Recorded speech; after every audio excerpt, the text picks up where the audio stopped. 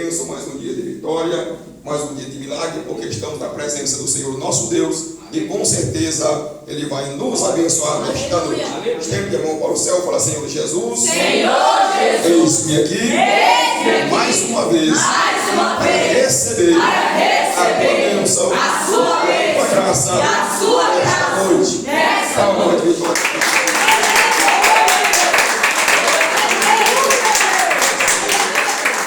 Abra a sua Bíblia Sagrada.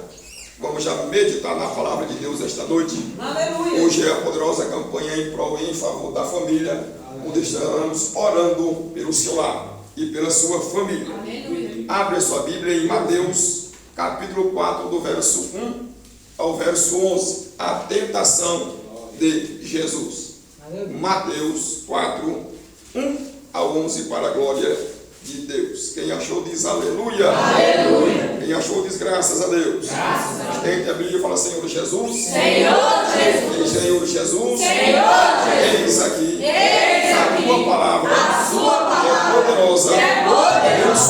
Abençoar a minha vida nesta noite.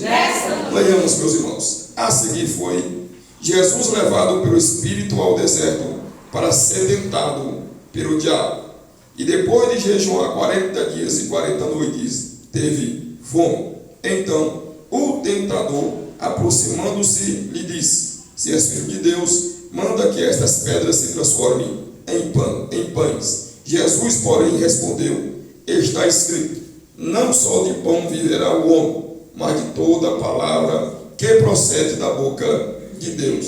Então o diabo o levou à cidade santa, colocou sobre o pináculo do templo e lhe disse: Se és filho de Deus, atira-te abaixo, porque está escrito: Aos teus anjos ordenará a teu respeito que te guardem. Eles te sustentarão nas suas mãos, para não tropeçares em alguma pedra. Respondeu-lhe Jesus: Também está escrito: Não tentarás o Senhor teu Deus. Levou-o ainda o diabo a um monte muito alto, mostrou-lhes todos os reinos do mundo e a glória deles, e disse: Tudo isso te darei se prostrado me adorares. Então Jesus lhe ordenou: Retira-te, Satanás, porque está escrito: Ao Senhor teu Deus adorarás, e só a ele darás culto. Com isto o deixou o diabo, e eis que vieram anjos e o serviram. Só até aí, meus irmãos.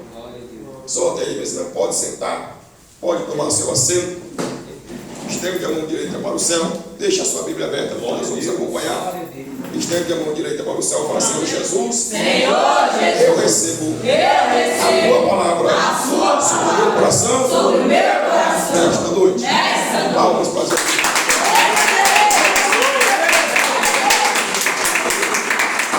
Então levou o Espírito Santo de Deus a Jesus ao deserto para ser tentado por Satanás. Observe que o próprio Espírito Santo guia Jesus ao deserto para ali ter aquela tentação, para passar por aquela provação. O deserto é um lugar de escassez. O deserto não tem água. No deserto só tem pedras. No deserto só tem areia. Um sol escaldante de dia e um frio exuberante à noite. Então observe que o deserto é um lugar. O deserto é uma escola divina, é uma escola celestial. No deserto é a escola da fé. Moisés passou por esse deserto. Os hebreus também ficaram no deserto durante 40 anos na presença de Deus. E Jesus passou no deserto orando, jejuando e meditando na palavra de Deus por durante 40 dias, o qual foi tentado por Satanás naqueles dias. Porque Satanás estava ali para tentar a fé, para tentar a fidelidade e a devoção do Filho de Deus. Todo estudante da Bíblia sabe, meus irmãos, que o número 40 é o número de juízo. O número 40 é o número de juízo. Quando você vê na Bíblia 40, provavelmente vai se referir ao juízo de alguma coisa. E o deserto é a escola divina. Ali você tem que crer somente e somente em Deus.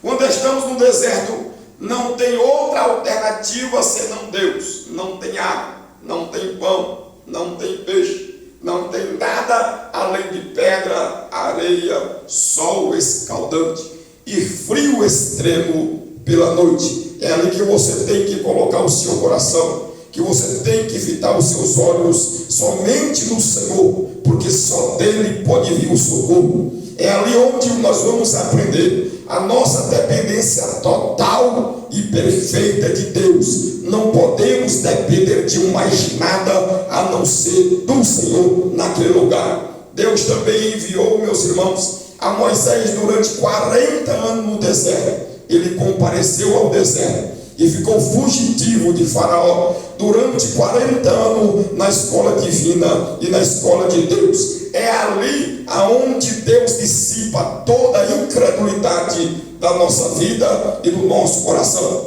E o número 40 é o número de juízo, juízo da incredulidade, juízo de não crermos em Deus. A escola divina, a escola de Deus é o juízo contra toda incredulidade. Moisés teve que aprender a confiar no Senhor no deserto durante 40 anos. Jesus foi tentado também no deserto durante 40 dias e 40 noites. Teve que crer, obedecer, confiar no Senhor e não dar nenhuma brecha para que Satanás entrasse na sua vida.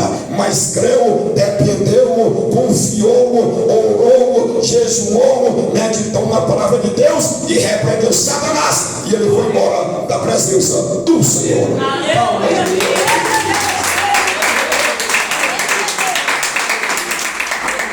O deserto é uma escola. O deserto é uma provação. Jesus passou no deserto. Moisés passou no deserto. Os próprios hebreus passaram no deserto 40 anos. E muitas das vezes nós somos colocados nesta posição. Não tem quem possa ajudar. Não tem quem possa estender as mãos.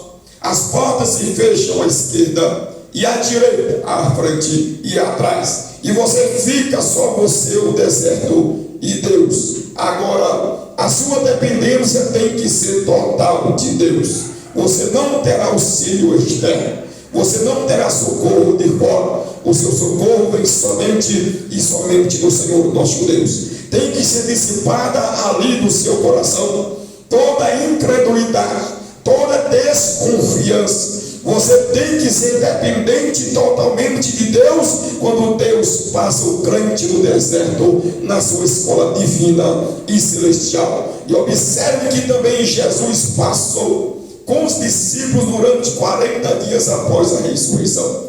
Ele se manifestava a um aqui, ele se manifestava ao outro acolá. Ele comparecia, conversava com outro aqui, ele ceiava com outro acolá. O que ele estava fazendo? Ele estava dissipando a incredulidade. Quando ele chegou diante dos seus 11, jogou-lhe a incredulidade em rosto e falou para eles: não disse a vocês que o Messias ressuscitaria?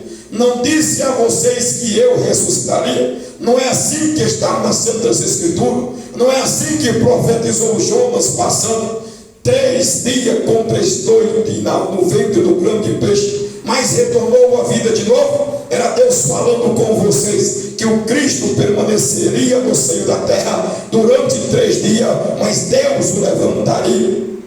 Eu compareci alguns irmãos e algumas irmãs, e eles testemunharam da minha ressurreição. Eles testemunharam que eu estava vivo e ressurreto, e vocês não creram no testemunho dos irmãos e das irmãs, e lançou-lhe a sua incredulidade sobre o seu rosto. Ele estava ali dissipando toda descrença, toda desesperança, toda incredulidade. Apareceu um aqui, a outro acolá. Foi 40 dias que Jesus matou e lançou um juízo sobre a incredulidade, porque Deus é um Deus de fé, e só podemos agradar a Deus nesse estado de fé e de confiança total ao Senhor nosso Deus.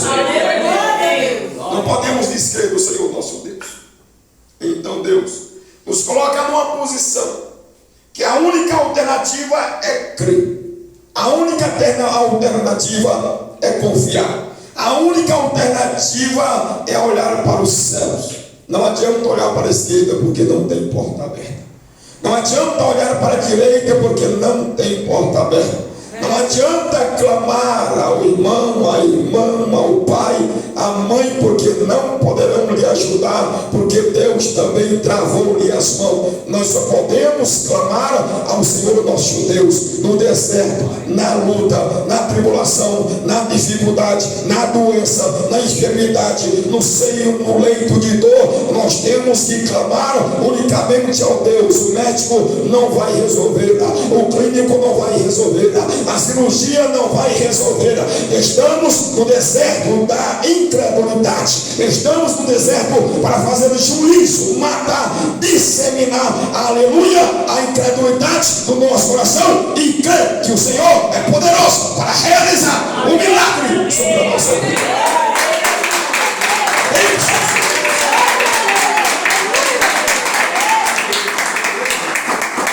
Os hebreus não entraram na terra da promessa enquanto não disseminou da sua vida a incredulidade. Aleluia. Enquanto tinha um incrédulo, estavam os hebreus arrodeando o deserto. Quando morreu toda aquela nação incrédula, quando ficou só os crentes, só os filhos dos crentes, só os filhos da fé, liderados por Josué e Caleb, os dois crentes na presença de Deus, que ensinou a eles no deserto como agradar, ensinou a eles no deserto como a crer, tirou a murmuração de dentro dos seus corações, ensinou a Israel que ele tinha que crer em Deus. No deserto não temos alternativa. No deserto ou cremos ou morremos. Se não cremos, vamos morrer. Como Jesus disse aos hebreus, disse aos judeus e aos israelitas: se vocês não crerem, vocês morrerão no vosso pecado. E é isso que aconteceu. Não creram no Filho de Deus e morreram no vosso pecado. Deus nos coloca no deserto para arrancar a incredulidade, a desesperança do nosso coração. O deserto é 40 anos ou 40 dias, Deus arrancando o mal da incredulidade do nosso coração. Aqueles que creem em Deus têm que saber que Deus existe. Tem que saber que Deus é grande. Tem que saber que Deus é poderoso. Tem que saber que Deus cuida de nós. Tem que saber que Deus está com as mãos estendidas. Tem que saber que Deus está socorrendo. Tem que saber que Deus está abençoando. Tem que saber que Deus está ao seu lado. Jesus foi ao deserto e passou 40 dias com 40 noites jejuando, orando e meditando na palavra de Deus. O tentador pelejou à esquerda, pelejou à direita, mas ele estava ali dependente somente do Senhor nosso Deus e venceu a Satanás com as suas tentações, e os anjos vieram e serviram ao Senhor Jesus Cristo. Nós temos que começar a crer. Temos que dissipar toda a incredulidade, todo o mal, toda a desconfiança, toda a desesperança, toda a descrença que muitas vezes bate sobre o nosso coração.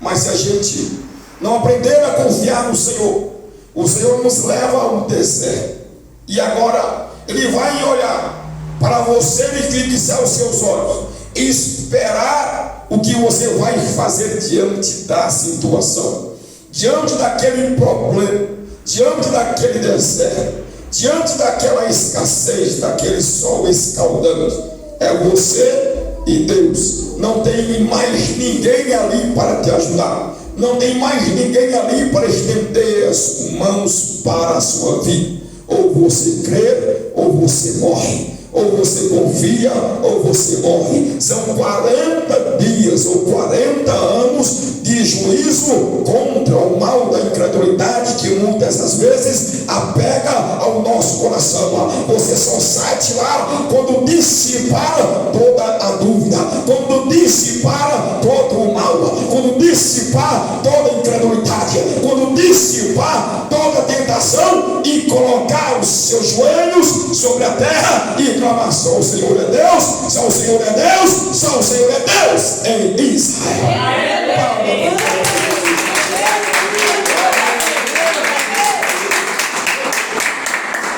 E assim foi com os hebreus, e assim foi com Jesus, e assim foi com Moisés, e assim também foi com os discípulos. Não estavam crendo na ressurreição, criam nos milagres, criam que Jesus era poderoso para ressuscitar os outros, criam que Jesus era poderoso para ressuscitar Lázaro, criam que Jesus era poderoso para ressuscitar o filho da viúva de Naim, cria que Jesus era poderoso para ressuscitar a mulher, a filha também daquele centurião, mas não criam na própria ressurreição do próprio Senhor Jesus Cristo. Então ele ficou durante 40 dias dissipando o mal da incredulidade que tinha apossado dos seus corações. Acompanhou 2 discípulos que iam no caminho de Emaús, conversou com eles, e eles não perceberam que era Jesus de Nazaré, eles não perceberam que era o Senhor, mas quando chegou em casa, que teve comunhão com ele, que ele partiu o pão na maneira de ele partir, então perceberam e disseram: é o Senhor, ele está vivo, ele está ressurreto, saiu do túmulo e está conosco de novo. Ele voltou para a sua igreja, ele voltou para o seu servo, conforme a sua promessa. A incredulidade era tão grande que quando Jesus tocava nesse assunto da ressurreição, que quando Jesus tocava no assunto da morte e da ressurreição, os seus ouvidos como que tapavam, não podiam crer, não podiam entender aquela palavra. Todas as vezes que Jesus dizia: o filho do homem vai perecer, o filho do homem vai morrer, mas o filho do homem vai ressuscitar o terceiro dia, era que como colocado como que um véu sobre os seus olhos, era colocado como que um comichão sobre os seus ouvidos, e não conseguiam compreender, entender. Ouviam a palavra, ouviam a pregação, mas a incredulidade era tão grande, tão acentuada em seus corações, que não conseguiam compreender a profundidade da palavra, que o Cristo deveria morrer, deveria padecer, mas no terceiro dia ressuscitaria para todo sempre. Ele é o alfa e é o ômega, é o primeiro, é o último, é o que era, o que é e o que há de vir arrebatar a sua igreja. Ele é imortal, porque ele detonou a morte, passou por cima da morte, quebrantou a morte, despedaçou o jugo da morte, quebrou os grilhões da morte e ressuscitou ao terceiro dia para confirmar, consumar a nossa fé. Ele vive e por isso deu certo no seu glorioso nome. Mas tem uma grande multidão que não crê nele aí. Ele está com os seus olhos tapados, com seus ouvidos tapados, com as suas mentes empotadas, com as suas mentes entenebrecidas. O diabo cega os incrédulos para não ver a glória do Evangelho do Filho de Deus. Mas ele continua a passear, ele continua a fazer sinais, ele continua a fazer milagres, ele passeia no meio dos 7 castiçais de ouro, ele continua a operar dizendo: eu estou aqui, confirmando: eu estou vivo, confirmando, aleluia, a nossa fé, confirmando que nós cremos porque Jesus está vivo, não está mais morto e nem no túmulo. Ele está dissipando o nosso mal, a nossa incredulidade dos nossos corações, mesmo que tenha que nos colocar no deserto, cara a cara com o Senhor nosso Deus. No deserto, meus irmãos, só tem você, Deus e Satanás. É tentado a morrer, você é tentado a descrer, você é tentado a desanimar, você é tentado a desobedecer, você é tentado a rebelar, mas também você é impulsionado por Deus e pelo seu Espírito Santo para que você possa resistir o mal, a tentação, e você levante os seus olhos para os céus e saiba que o seu Deus está vivo. E saiba que o seu Deus é poderoso, é glorioso, é majestoso para abençoar a sua vida. Ele está na sua frente, à sua direita e à sua esquerda. Mesmo que o deserto esteja escaldante, mesmo que o frio à noite seja extremo, mas Deus está contigo na peleja, no deserto, em meia água. E se você passar pelo vale da sombra da morte, Deus está contigo. É no deserto que a sua fé aumenta, é no deserto que a sua fé é purificada, é na fornalha de fogo que você crê em Deus e passeia e dança com 4 homens da fornalha no meio do fogo ardente. É aí onde você aprende a crer. Aleluia. É aí onde é dissipado o mal da incredulidade.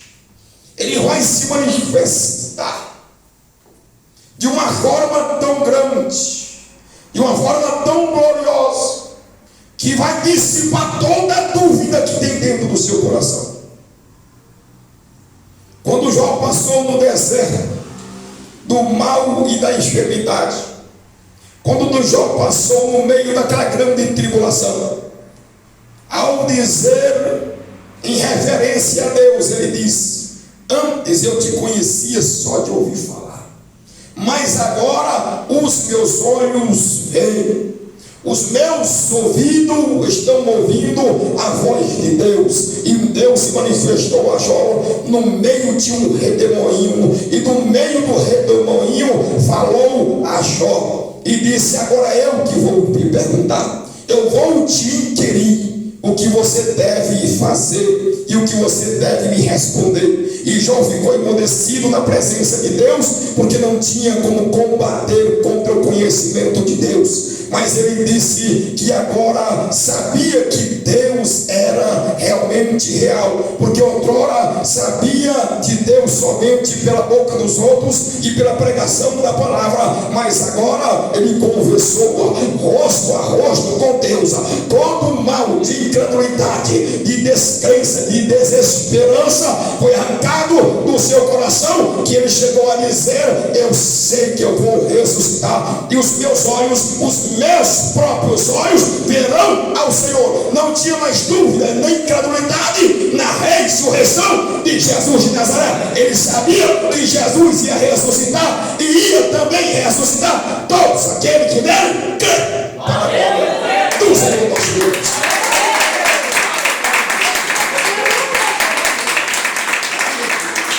O deserto é a escola de Deus, meus irmãos. Aleluia. O deserto é a escola divina, onde dissipada é toda incredulidade. O juízo da incredulidade por durante 40 dias, em alguns casos, ou durante 40 anos, em outros casos.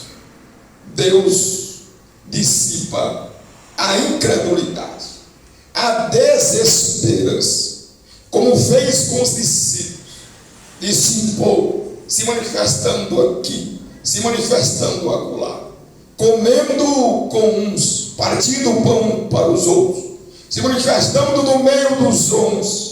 E Tomé, o último, o incrédulo, o judeu, disse: eu não posso crer, não posso, eu não posso crer que ele está vivo, eu não posso crer que ele ressuscitou dos mortos, eu não posso crer que ele está no nosso meio. Então Jesus desceu também diante dele e disse: Tomé, põe a ponta dos seus dedos na minha ferida.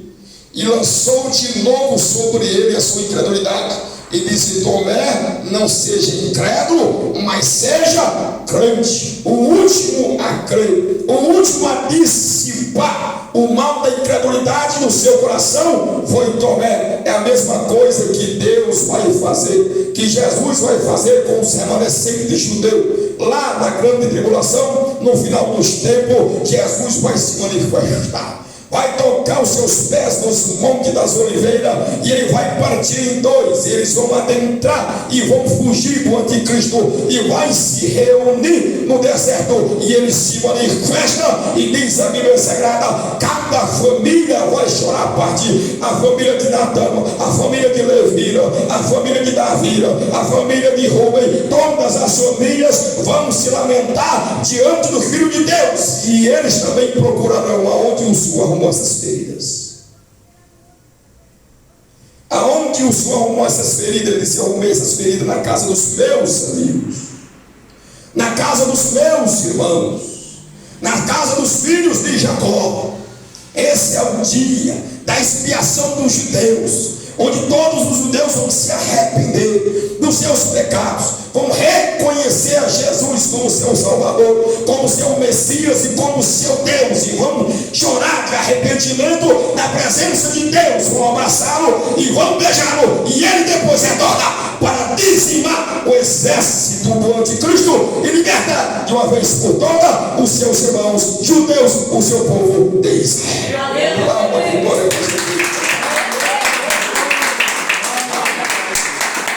Porque Deus é tão grande, Deus é tão poderoso e majestoso, que muitos dos irmãos e muitos dos ouvintes também não vai confiar, não vai entender, não vai compreender e não vai saber que Deus pode realizar tão grandes milagres sobre a face da terra.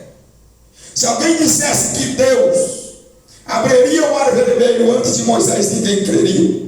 E até hoje tem muita gente dizendo que Deus não abriu o mar vermelho, porque o milagre é tão grande, tão estupendo, tão fenomenal, que a nossa fé não alcança, a nossa incredulidade duvida, a nossa descrença não chega aos pés dos milagres de Deus. Alguns dizem: não, é porque o mar vermelho naquela estação do ano ele desce o seu nível, então Israel pode passar no meio. Mas a Escritura disse que Israel não passou dentro da água. Israel passou no leito do rio, no fundo do rio, que quando ele batia os pés no fundo do mar, subia poeira na presença de Deus. Aleluia. Não estava dentro da água. A água ficou um paredão à esquerda e outro paredão à direita. Israel passou no meio do mar vermelho, que a poeira subia nos seus pés. Deus é tão grande, tão poderoso, que quando Jesus disse: vou morrer e vou ressuscitar, nem os seus discípulos creram, nenhum dos que estavam ali creram, porque Deus é tão grande, tão poderoso, que os seus milagres surpreendem até a nossa fé. Aleluia.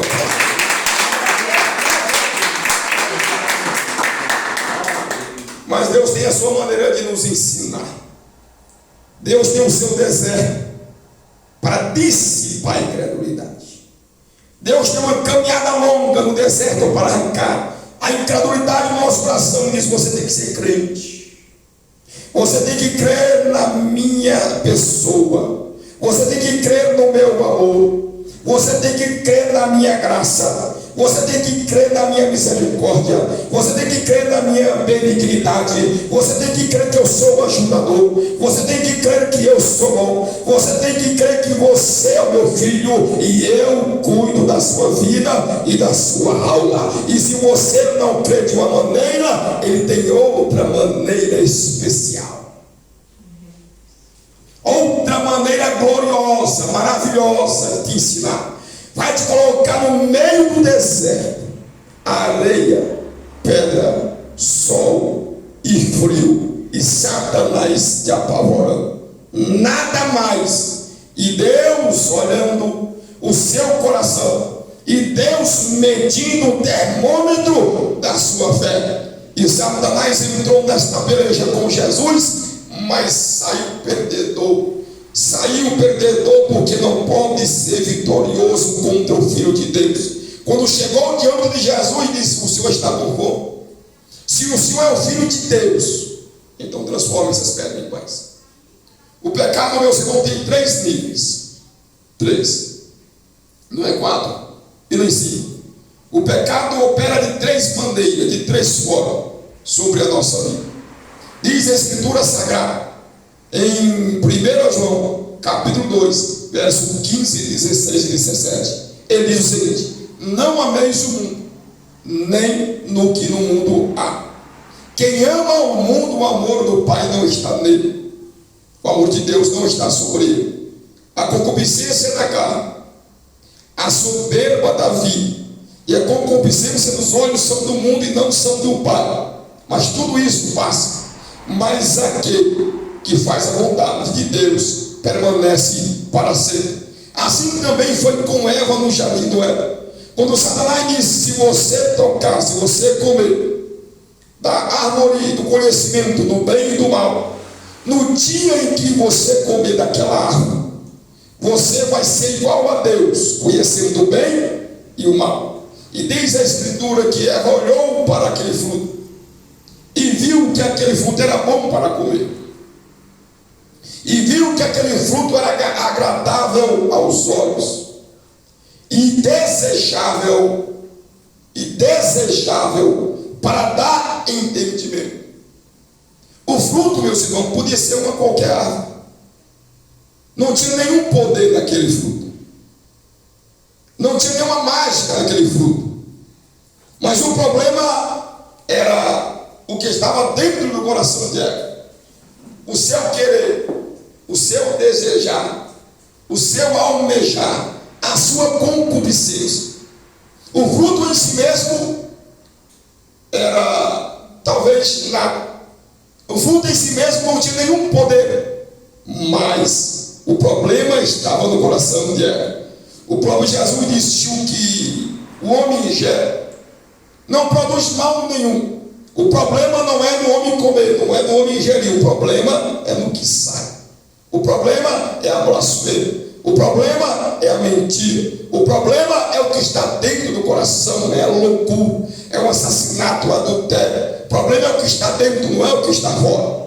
A árvore, talvez em si mesmo não fazia nada, mas quando ela olhou para aquela árvore, era uma árvore boa, e tudo ali no jardim do Éden era daquela forma, era agradável, era bonito, era uma coisa maravilhosa. Quando ela olhou e fixou, observe que desejável era no seu coração, desejável era dentro da sua vida.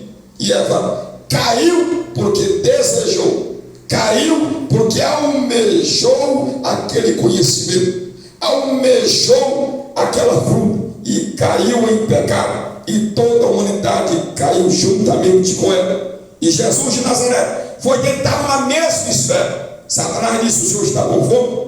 Transforme essas pedras em pães, transforme e coma. O Senhor é poderoso, o Senhor é o Filho de Deus, você não é glorioso, você não tem poder nas suas mãos. Por que passa fome se tem poder nas suas mãos? Jesus respondeu: nem só do pão viverá o homem, mas de toda a palavra que sai da boca do Senhor nosso Deus. A palavra, meus irmãos, de Deus, a palavra do Senhor é que deve gerir e guiar a nossa vida.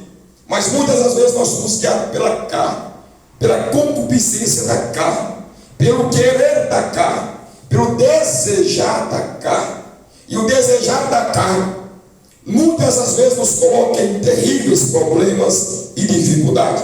Mas Jesus disse que não devemos andar por este caminho.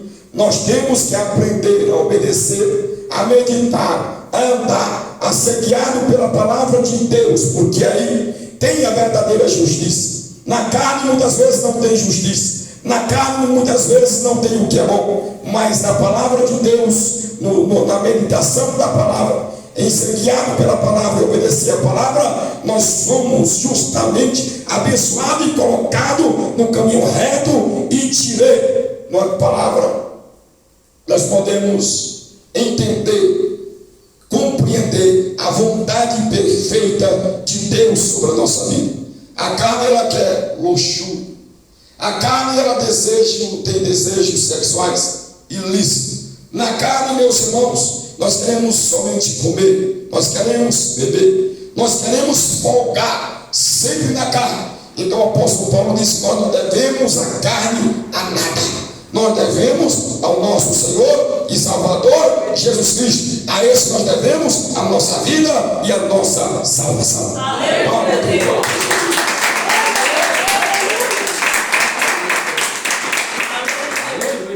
Aí diz que o diabo levou ele de novo lá no pináculo do templo.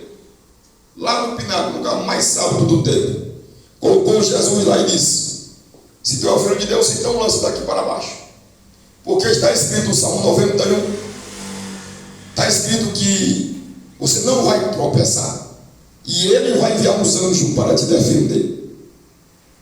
Você não vai morrer, você não vai perecer. Observe que o diabo, nós vamos ter uma conversa boa, tem uma conversa inteligente, e ele usa muitas vezes até a própria palavra para confundir o crente, o neófito na palavra, o que não tem compreensão e entendimento. Muitas das vezes o religioso, muitas das vezes as seitas e as heresias usam a palavra para pregar da forma que eles querem e distorcem a palavra da maneira que querem, e muitas das multidões caem nesta contenda, caem neste engano, neste engodo de Satanás. Mas Jesus de Nazaré, conhecendo a palavra de Deus, conhecendo o Espírito Santo de Deus e conhecendo a Deus, não deixou se ensoberbecer, porque diz João que a soberba da vida passa. A soberba da vida hoje é, amanhã não é. Mas aquele que crê e faz a vontade de Deus é esse que permanece para sempre. São 3 tipos de pecado: a concupiscência da carne, a concupiscência dos olhos e a soberba da vida. A soberba da vida foi quando Jesus subiu do alto do pináculo do templo e Satanás queria que ele se jogasse de cima para baixo e ele descobriria que Deus ia salvá-lo. Mas ele disse: para a gente não tentar a Deus, não podemos testar a Deus, colocar o nosso Deus em prova, porque nós já sabemos que Deus é glorioso, Deus é poderoso, Deus é excelente, Deus é exaltado. Você não precisa testar o seu Deus, você não precisa colocar Deus à prova, você não precisa testar e colocar o seu Deus diante do aparelho. Não tem necessidade. Você não precisa contender com Deus, você não precisa querer saber se Deus faz ou se Deus não faz. Ele faz o que é reto, o que é bom, ele faz o que é justo, o que é agradável, ele faz o que está dentro do seu belo prazer. E você não pode tentar a Deus, nós não podemos testar a Deus, não podemos contender com Deus como Israel contendeu nas águas ali de Meribá, que quando Israel chegou naquele local não tinha água para beber. Israel foi em cima de Moisés e começou a contender com Deus. Mas Deus levou Israel naquele lugar justamente para provar os seus corações. Israel queria saber mais do que Deus, queria contestar contra Deus. Não podemos fazer isso. E começou a murmurar. Esta é a soberba da vida. Nós queremos saber mais do que Deus, ter mais conhecimento do que Deus, contender com Deus, dizer para Deus: isto é assim, isto é assado, isto está certo, isto está errado. Eu concordo com isso, mas não concordo com aquilo. Isso na palavra está certo, mas isso está errado. Começa a contender, mas Deus está nos colocando em prova para dissipar a nossa incredulidade, para dissipar a nossa descrença. Não podemos contender, nem murmurar contra Deus, nem colocar Deus contra a parede, mas devemos nos humilhar, devemos obedecer e saber que Deus está operando na nossa vida. A prova é uma escola de Deus para dissipar a incredulidade do nosso coração. Mas Israel contendeu com Deus naquele lugar e não agradou o coração de Deus, e não agradou ao Senhor. Então o Senhor chamou Moisés e disse: Moisés, pega o seu cajado com o qual você abriu o mar vermelho e toca na rocha, E assim Moisés o fez. Moisés tocou na rocha, com o cajado da sua mão, e diz a Escritura, que fluiu a água da rocha, e todo o povo de Israel bebeu das águas que saiu da rocha. Então disse Deus, eu santifiquei o meu nome na vida do povo hebreu.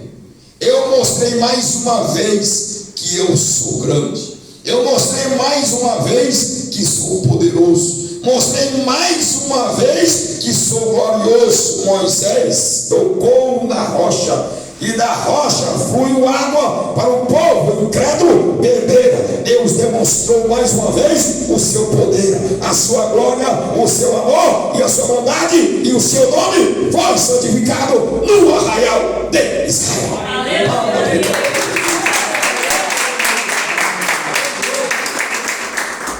Nós temos que entender a nossa posição diante de Deus. Nós temos que entender que precisamos de Deus. Não podemos contender. Temos que seguir os seus passos, os seus caminhos. Não podemos enraivecer, zangar, irar o nosso coração contra Deus. Porque veio a luta, porque veio o problema, porque veio a dificuldade, porque veio o aperto, ou porque veio o deserto. Deus sabe o que está fazendo. Você não sabe o que Ele está fazendo, mas Deus sabe justamente o que Ele está fazendo. Não podemos contender com Deus no meio da enfermidade. Jó não contendeu com Deus quando o diabo matou a sua família. Jó não contendeu com Deus quando o diabo lhe lançou uma enfermidade. Jó não contendeu com Deus em nenhuma circunstância daquela grande prova. Ele contendeu consigo mesmo. Ele contendeu até com o dia do seu nascimento. Ele contendeu contra tudo e contra todos, mas com Deus ele nunca contendeu. Por quê? Deus é grande, excelso, sublime, excelente, é o Todo-Poderoso, tem todo conhecimento nas suas mãos, e nós não sabemos de quase nada. Não podemos contender com esse Deus, mas temos que nos posicionar.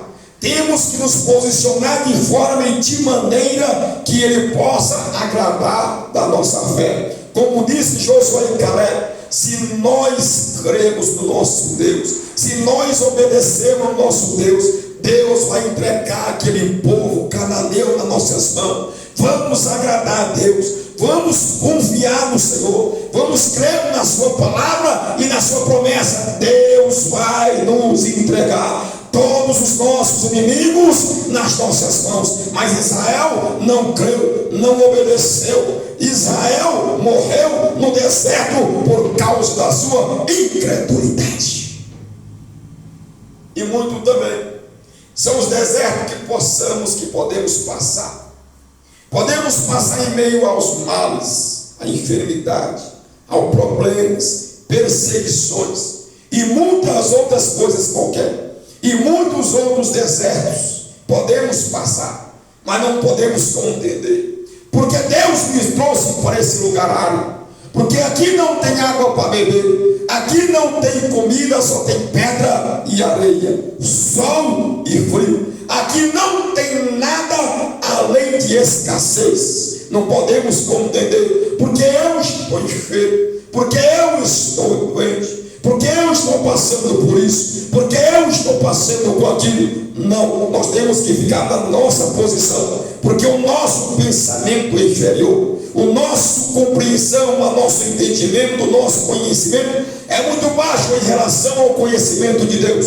Como diz a Escritura, como os céus é mais alto do que a terra, assim também é o nosso conhecimento em relação ao conhecimento de Deus. Então teremos que nos prostrar, nos posicionar, crer no Senhor nosso Deus, continuar adorando a Deus, continuar na presença de Deus, para Deus agradar do nosso coração e fazer fluir água da rocha sobre a nossa vida.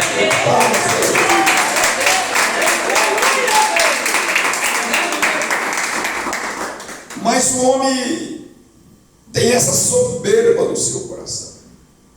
O homem tem esse orgulho no seu coração.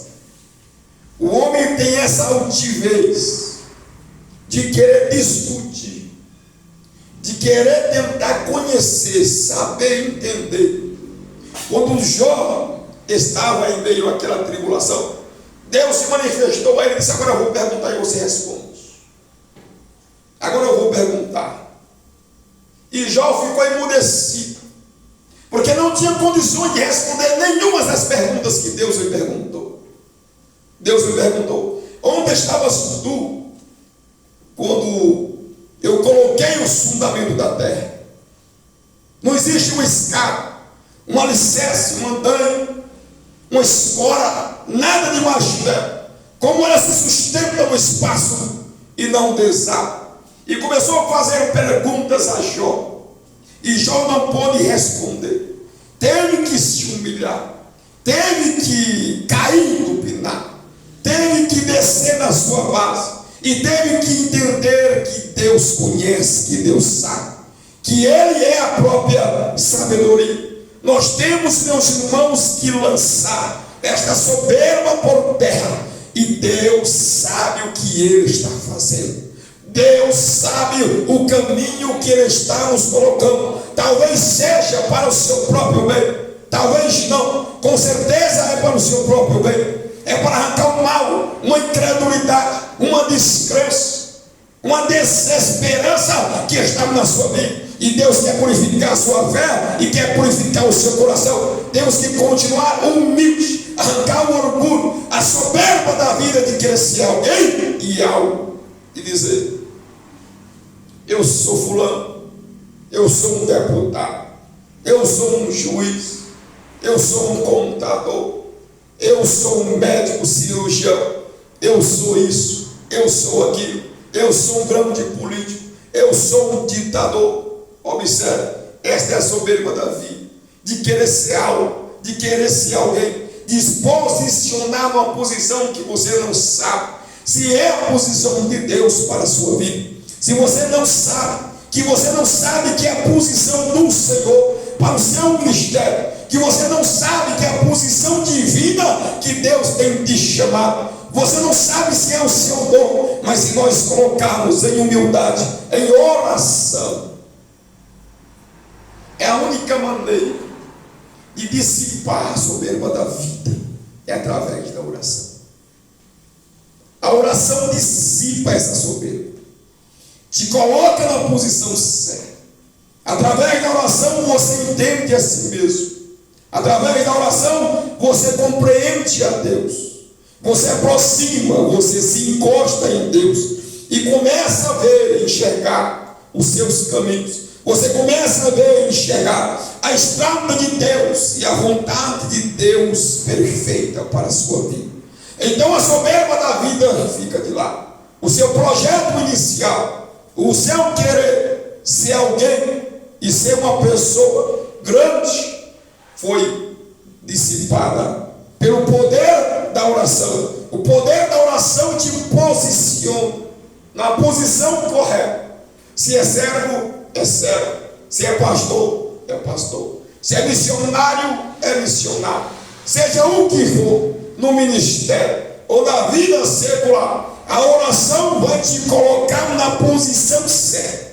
Foi assim que Jesus se colocou naquele deserto, em jejum, em meditação, em oração, e sob a sua posição certa. Satanás disse: transforma as pedras em pães. Ele disse: não o faço.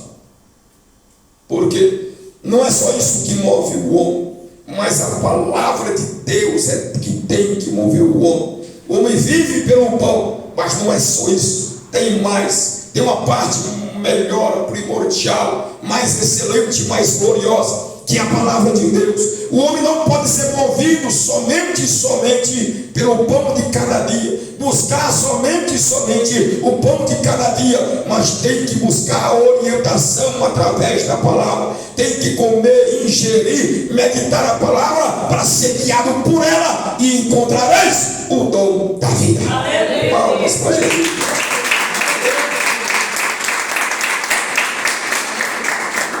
Mas se a gente não orarmos, a soberba da vida vai entrar em nosso coração. o querer ser alguém e algo, o querer ser aquilo que Deus não tem projetado para a sua vida, o querer ser aquilo que Deus não tem ordenado, Deus não tem pensado para a sua vida, pode tomar conta do seu coração. Mas se você começar a buscar, se você orar a Deus, se Deus começar a derramar azeite sobre a sua vida, passar colírios sobre os seus olhos, lhe dar entendimento, compreensão, discernimento, te dar sabedoria, para você reconhecer a si mesmo, para você reconhecer os outros e os irmãos, e para você reconhecer o seu Deus, para você reconhecer também as armadilhas e as investidas de Satanás contra a sua vida, através da oração, você vai chegar a esse posicionamento correto diante de Deus, e você será uma bênção na presença de Deus, como ele fez de Abraão, prometendo, dizendo a Abraão: tu serás uma bênção na minha presença. Da mesma forma que ele fez com Jacó, da mesma forma que ele fez com Pedro, da mesma forma que ele fez com Paulo e todos os demais servos de Deus, se posicionaram na posição, saíram, caíram do pináculo, desceram do seu pedestal, se colocou na posição certa, na posição de servo, na posição de obediente, e através da oração conheceu a Deus e os seus pensamentos e os seus caminhos, e reconheceu a si mesmo e colocou-se na posição que Deus sempre quis que eles estivessem. Assim também somos nós na presença de Deus. Temos que nos colocar em oração constantemente para ficar centrado na vontade de Deus, o nosso Pai. Aleluia.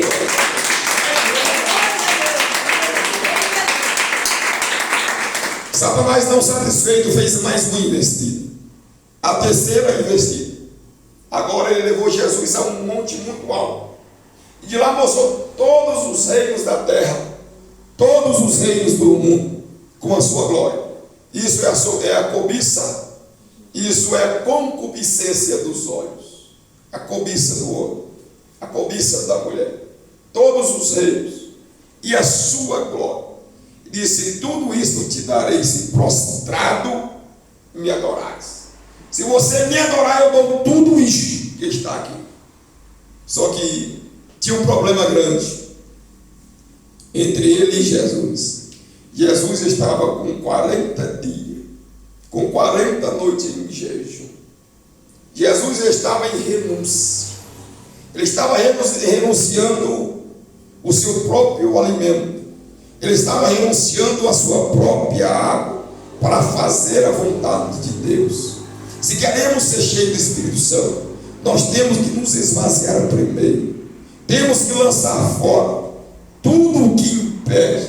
Temos que renunciar toda a cobiça que tem na nossa vida e que tem no nosso coração. Temos que começar a jejuar para buscar a presença de Deus, esvaziar da nossa cobiça, esvaziar do nosso querer, da nossa concupiscência, do nosso desejar, para ser cheio do Espírito Santo de Deus. Quando Satanás lançou essa investida sobre Jesus, ele caiu por terra porque Jesus estava armado e bem armado. Jesus estava armado com santo jejum. Jesus tinha esvaziado da sua glória. Jesus tinha renunciado todas as coisas desta vida, inclusive o comer e o beber, para se encher da glória e da presença de Deus. E ele disse: eu vou te dar tudo, todos os reinos do mundo, toda a sua glória. Quando você recebe a glória do mundo, você adora a Satanás. Quando você recebe as coisas más do mundo, quando você deseja as coisas más dessa terra, você se prostra a Satanás, porque esse sistema foi criado por ele. Esta glória que tem no mundo não é a glória de Deus, é a glória de Satanás. Esse sistema que tem no mundo não é sistema de Deus, como diz o apóstolo. a concupiscência da carne, a concupiscência dos olhos. E a soberba dessa vida não é do Pai, mas é do mundo, implantada por Satanás. Observe que ele diz que não é do Pai, não é de Deus. E aquele que ama, e aquele que se gloria deste mundo, não pode receber o amor de Deus, ou melhor, o Espírito Santo de Deus nas suas vidas.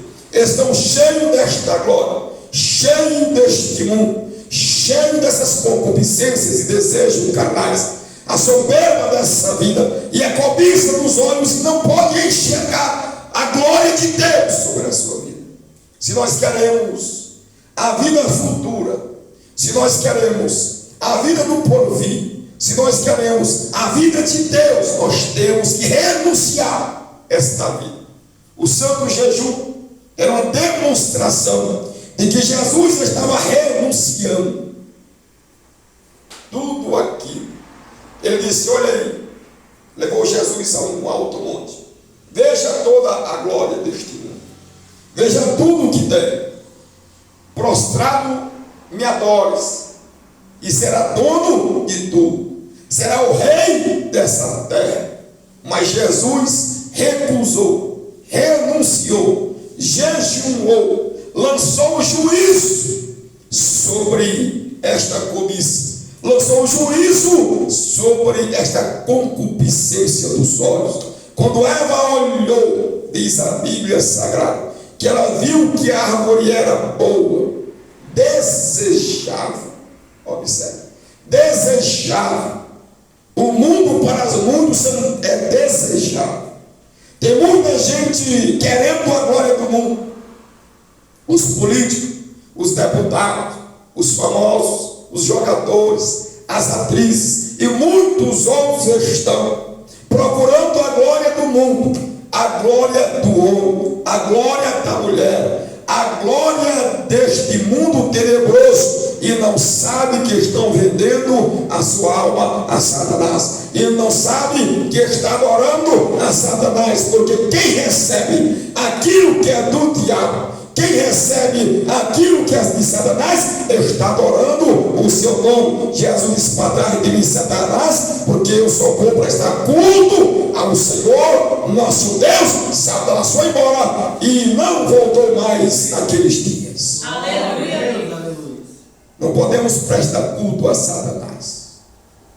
Não podemos cobiçar as coisas más deste mundo. Não podemos nos gloriar neste mundo. Não podemos cobiçar, almejar essas coisas supérfluas e passageiras. Não podemos querer amar as coisas desta vida.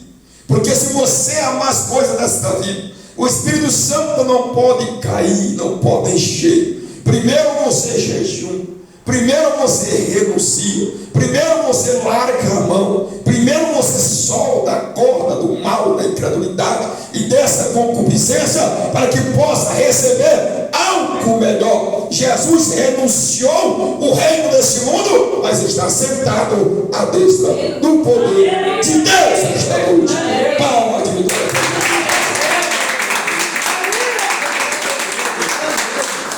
É por isso que ele ficou em 40 dias, com 40 noites em jejum. O jejum representa a renúncia. Lança fora todo o desejo deste mundo, todo o desejo desta cobiça. Mas Eva, quando olhou para a fruta, quando ela fixou os seus olhos, aquela fruta era agradável aos seus olhos. O mundo muitas vezes parece agradável, mas você não sabe o que tem no seu âmago, no seu interior, o seu caráter. Quando os judeus olharam para Jesus, diz a Bíblia, que não tinha nada de agradável nele, não tinha como ele cobiçá-lo de forma alguma, mas lá dentro, no íntimo, no coração, é que estava a perfeição. Lá dentro, no íntimo, no coração, é que estava o caráter perfeito do Filho de Deus. Mas eles estavam tão tão fixados com as coisas desse mundo. Eles estavam tão cobiçosos pelas coisas dessa terra, tão cobiçosos pelas coisas desse mundo. Eles queriam o quê? Um reino. Eles queriam dizimar a Roma e tomar o reino para eles mesmos. Eles estavam focados neste mundo. Eles estavam focados na glória deste mundo.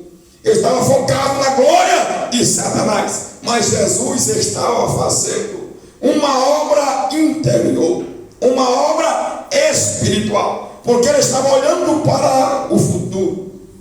Ele estava olhando para a nova Jerusalém celestial. Ele estava olhando para o mundo perfeito. E ele estava renunciando a esse mundo ímpio, pecador, caótico, este mundo detestável, este mundo tenebroso. Ele não tem parte com este mundo. Ele jejuou, recusou este mundo por durante 40 dias e 40 noites, dizendo: não quero este mundo mau, não quero este mundo tenebroso, não quero este mundo satânico, não quero este mundo de injustiça, não quero esse mundo de assassinato, não quero esse mundo injusto, não quero esse mundo de estupro, não quero esse mundo de mentira, não quero este mundo de roubo. Eu renuncio todo este mundo para alcançar o mundo vindouro da glória de Deus na nova Jerusalém celestial.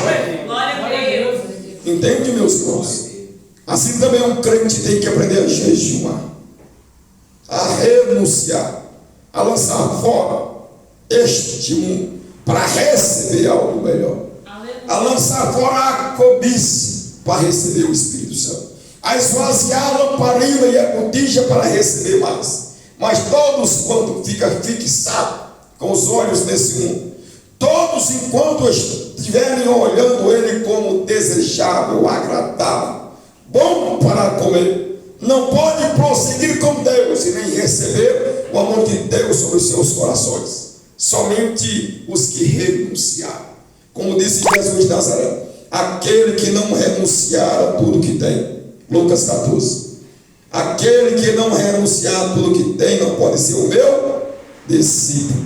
Nós temos que fixar os nossos olhos nele, na sua glória, na sua ressurreição. Paulo disse: deixai as coisas de baixo para lá. Fixe os seus olhos nas coisas que são do alto, nas coisas que são de cima. Diz a Bíblia que Moisés recusou a Faraó e ao trono do Egito para adentrar com Israel naquele deserto, porque ele queria aprender a dissipar a incredulidade que tinha no seu coração para adentrar nas mansões celestiais. Não podemos adentrar lá na incredulidade. Não podemos adentrar lá se não renunciarmos este mundo. Jesus chegou a dizer que se nós perdermos esta vida, nós vamos ganhar a vida do povo. Se nós ganharmos esta vida, se nós cobiçarmos este mundo, se nós cobiçarmos a glória deste mundo, não podemos ganhar a outra vida. Nós temos que fazer uma troca. Quem é negociante, bom negociante, tem que saber agora trocar esta vida pela outra vida, esta glória pela outra glória, esta cobiça pelas bênçãos que Deus vai derramar na nossa vida lá em Jerusalém celestial. Amém, meus irmãos? Amém. Fica de pé, bate palmas para Jesus. Aleluia. Vou convidar o